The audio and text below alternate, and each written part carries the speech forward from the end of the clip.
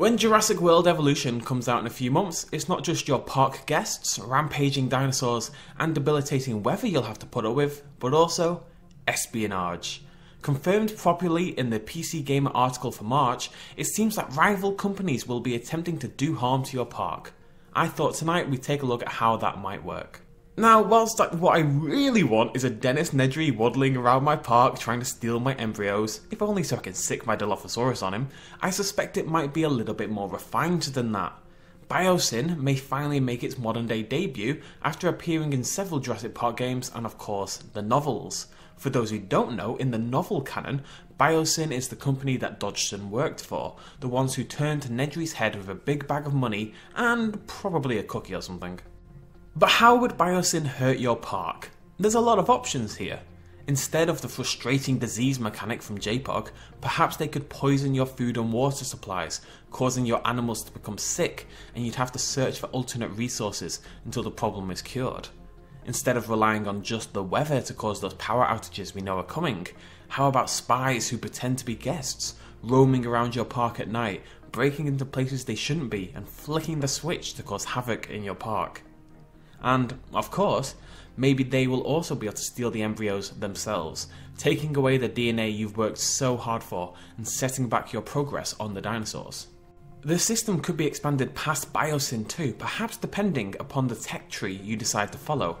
If you're following the science tree, and you're developing these mature, realistic dinosaurs and shiny scientific doohickeys, then it makes sense for a company like Biosyn to get involved.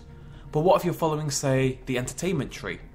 Focused entirely on using the dinosaurs and rides to prop your park up and make it the go-to destination for obnoxious children everywhere, then maybe, well, not Disney necessarily, but other similar entertainment companies could want to see your park stymied, or even companies like Greenpeace, or whatever the Jurassic Park alternative is, the Dinosaur Protection Group, hell, could begin to picket and protest against your park and what they'd see as the possible mistreatment of these animals. This is also a further opportunity for the security tree to be fleshed out. It makes sense that further into that tree specifically, your ability to detect spies and general sabotage is increased. I'd love it to be a constant underlying threat, never knowing which guest or even member of your own staff is possibly working for the other side. Let's say you've just hired Billy Bob. He's a good lad. He seems like a stand-up guy, he loves his mother, all of that.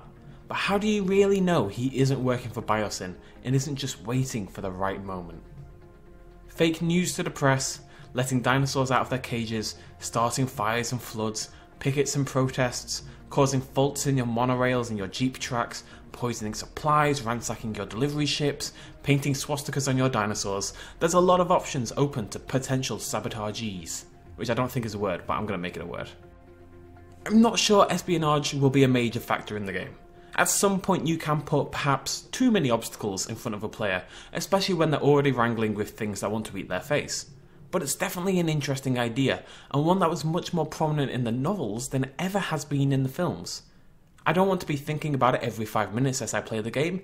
It should be like a tornado, volcanic eruption and other natural disasters. A constant underlying threat that you prepare for and hope you never have to go through. But when it does happen, well, we saw what Nedry alone could do to Jurassic Park. Hey guys and girls, thanks for watching. YouTube has been my full-time job for years now, but the adpocalypse and YouTube's frustrating new monetization system are making it tougher to survive and keep all of my organs.